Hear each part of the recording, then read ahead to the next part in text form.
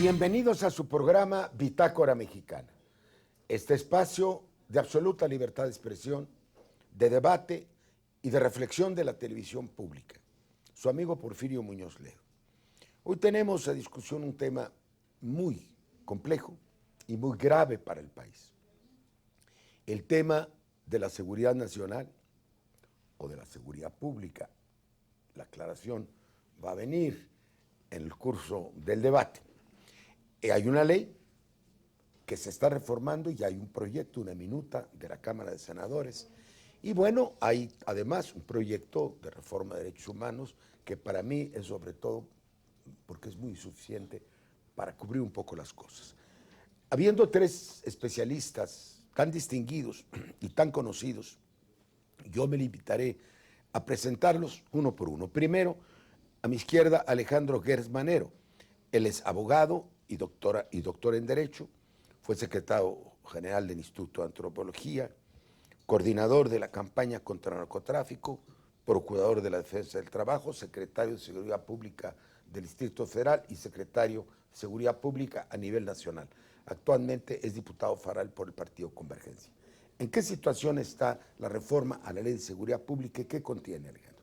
Mira, fundamentalmente lo que se está haciendo es regular y darle un contenido formal a una realidad que cada vez es más clara y más evidente.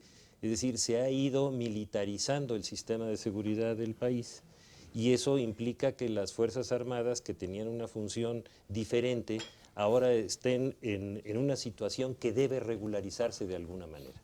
Entonces, en razón de eso, se hacen una serie de reformas con objeto de establecer cuáles son los procedimientos para que el Ejército Mexicano y la Armada entren a cumplir tareas de seguridad, cosa que están haciendo. Es regularizar lo que están haciendo. Exactamente, y darle un marco legal para proteger. ¿Pero esto es correcto? ¿Es violatorio de derechos humanos o cómo tú lo ves? Bueno, es el resultado del fracaso de un sistema de seguridad. Es decir, cuando un sistema de seguridad no funciona como no ha funcionado el nuestro, porque no se le quisieron hacer las reformas que deberían de haberse hecho, entonces se recurrió al ejército para que hiciera las tareas que habían fracasado. El ejército tuvo que hacerlo porque en obediencia a su función y en obediencia al Ejecutivo y además en razón de que existen elementos de que la seguridad pública se convirtió en un problema de seguridad nacional. Ese es. Entonces tuvieron que intervenir y han tenido una tarea que se ha erosionado mucho, que se ha cuestionado mucho, que ha lastimado la imagen del ejército, que no está hecho ni preparado para esa función, sino para otras, y ante esa situación le están dando un marco legal para proteger la acción del ejército, de los miembros de las Fuerzas Armadas, de las situaciones de erosión social que se están presentando. Ese es el fondo del El asunto. uso inapropiado de las Fuerzas Armadas que genera una desnaturalización que luego se quiere corregir legalmente y es junto con pegados y que siquiera hay estado de sitio. Cuando no se está en realidad resolviendo el problema. Claro que no, se está agravando, ese es mi punto de vista, lo han explicado aquí muchos desde distintos ángulos. Quiero presentar a Alejandro Encinas, que no necesita presentación, él es economista, ha sido secretario de Gobierno del Distrito Federal, jefe de Gobierno del Distrito Federal, habiendo sido en ese ámbito secretario del Medio Ambiente y Desarrollo Económico, presidente de una fundación para el desarrollo de las comunidades locales. Actualmente es diputado federal y es el secretario de la Comisión Bicameral de Seguridad Nacional. Alejandro, ¿tú lo verías desde esa perspectiva? Pues yo coincido con Alejandro, efectivamente, tanto la iniciativa del Ejecutivo como la minuta que envía el Senado a la Cámara de Diputados pretenden lo fundamental, regular una situación absolutamente irregular, que es la presencia del Ejército en el desempeño de tareas de seguridad pública, sustituyendo la responsabilidad que le correspondería a la autoridad civil. Y creo que desafortunadamente no solamente no lo logra, sino que complica todavía más la situación, porque en primer lugar genera una gran confusión en la propia ley sobre los conceptos de seguridad nacional, seguridad interior y seguridad pública. Y te hace una revoltura tremenda. Exacto. Justamente para justificar los escenarios en los que puede intervenir el ejército. En segundo lugar, establece líneas de mando que rompen con el orden castrense, con la disciplina militar, porque de acuerdo a la minuta, cualquier gobernador, cualquier presidente municipal podría requerir la intervención del ejército en asuntos de seguridad pública en un estado. Eso solo es facultad del presidente de la República, artículo Y ahorita 89. vamos a la otra, que es todavía peor. Y pues definen en qué momento también se retiraría, lo cual pues también hay generado una inconformidad dentro de las propias Fuerzas Armadas. Pero creo que tiene además dos problemas adicionales que violan la propia Constitución. Uno, la declaración de la situación de excepción que compete estrictamente al Senado, al Congreso a través del Senado de la República y que ahora podría atribuirse al Ejecutivo Federal. Y la otra, en que el CISEN, el Centro de Investigación y Seguridad Nacional, podría establecer convenios con otros organismos de carácter internacional, lo cual violaría también la hay facultad. Un comando conjunto, ¿no? Lo cual violaría la facultad constitucional también del Senado. Y bueno, del comando conjunto, digamos aquí viendo cómo está operando a partir de la iniciativa Mérida distintas dependencias de inteligencia de los Estados Unidos, sin que esto haya sido aprobado por el Senado. Y van a las academias de guerra y ya salió en Washington Post que las operaciones están siendo diseñadas de Estados Unidos. Yo quiero presentar también, porque estamos apenas en una primera exposición, al general Jorge Carrillo Olea. Él es además licenciado en Administración Militar, fue gobernador de Morelos, ha sido subsecretario de Gobernación, fue jefe de la sección segunda del Estado Mayor Presidencial cuando nos conocimos, y fue subsecretario de Investigación y Ejecución Fiscal. Ha sido director general fundador del Centro de Investigación y Seguridad Nacional. Tú escribiste hace algunos meses un artículo verdaderamente profundo y emotivo, que gustó mucho. Desde tu experiencia como militar, como general, ¿a qué punto este tipo de acciones va desnaturalizando al ejército y lo va minando desde dentro?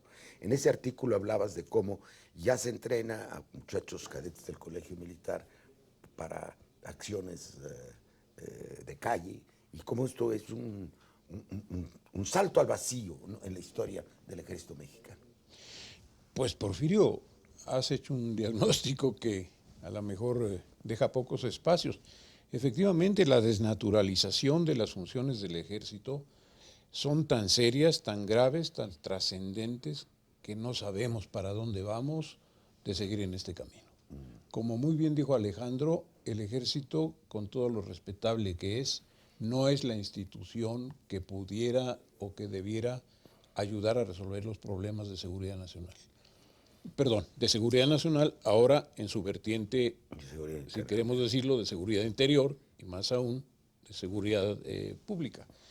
De esta manera, decía Alejandro que ha fallado el sistema de seguridad pública.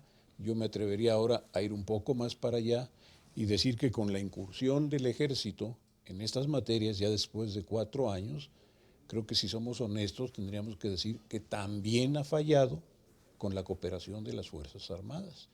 Entonces la pregunta es... Marina, se nos olvida. Sí, por eso hablo de las Fuerzas Armadas.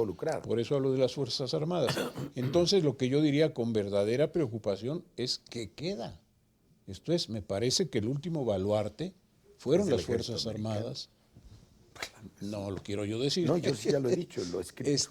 El último baluarte, ¿verdad? Mexicano, nacional, son nuestras Fuerzas Armadas que han acreditado que no pueden desarrollar una función para la que no fueron creadas, no por falta de otras cosas, no por una deficiencia de otro orden, simplemente porque se les está empleando en una función para lo que no fueron creadas. Entonces, ¿qué? Lo que es anómalo en cualquier país, porque esperamos también hay comparativamente. Se ha venido hablando muy poco a poco, yo me he resistido verdaderamente, intelectualmente, anímicamente, con el hígado incluso, ¿verdad?, aceptar que hay una progresiva intrusión de los Estados Unidos de América en esta materia. Y lo estamos viendo de manera evidente. El centro de espionaje que se acaba de revelar, la presencia y constante referencia del embajador de los Estados Unidos diciendo qué se hace mal y cómo se hace mal y lo que se debiera de hacer bien. Me parece que estamos llegando, Porfirio y compañeros diputados, a extremos ya que no se pueden seguir Y tolerando. también que el ejército queda sujeto al secretario de Seguridad Pública. Ya no es del jefe nato el presidente, con quien acuerda. Ese es un problema gravísimo. Ese es un problema gravísimo que lo que está llamando es a una descomposición mayor todavía, ¿no? Ahora, tú has hablado de la libertad de expresión en este programa y ahí ya me acojo para decir que lo que falla fundamentalmente es el más alto de los niveles. El nivel de concertación, el nivel de coordinación no está funcionando. Los señores secretarios involucrados en la materia, entre ellos pongo al procurador, van cada quien por su lado, no tienen ninguna concertación. La inteligencia, que es una materia prima insustituible, la inteligencia criminal, una materia prima insustituible en este tema, sencillamente cada quien obtiene la que quiere y la que puede, no la comparte con los demás, es un desastre. ¿Tú lo ves así, Alejandro? Sí, y yo lo veo por una razón de orden estructural. El sistema de seguridad y justicia de este país, que lo creó el general Calles en los años 30 del siglo pasado, se creó para estar al servicio del poder. Era un instrumento del poder. La policía, todas las estructuras, el Ministerio Público, estaban al servicio del poder, que daba o quitaba seguridad y justicia en razón de los intereses políticos y de quien se sujetaba a ellos y se sometía a ellos. Ese sistema funcionó para ese país en ese momento.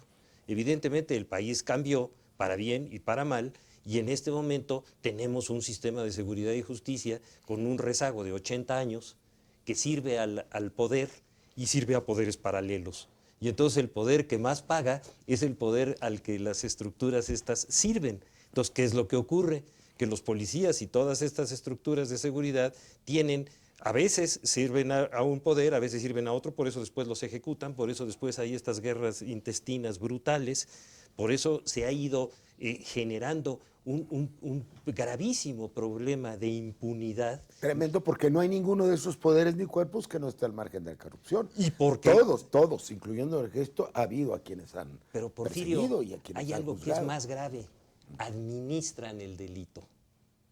¿Cómo? Administran el delito. Buena expresión. Sí, ese es el problema. Como un valor. Viven de eso. Ah. Ese es el negocio, eso es lo que les da fuerza y poder. Si no hubiera delito, no existirían. Si no hubiera delito, no habría esos presupuestos desmesurados que no se sabe para dónde van y que cuando vemos en el Congreso a dónde van, no podemos ni siquiera generar las funciones de auditoría y de contraloría que están obligadas las instituciones a Nos realizar. quedamos en ese punto de administración del delito. Mantienen la fuente de trabajo. Claro, ese es el fondo. Hombre. Vámonos a otro bloque.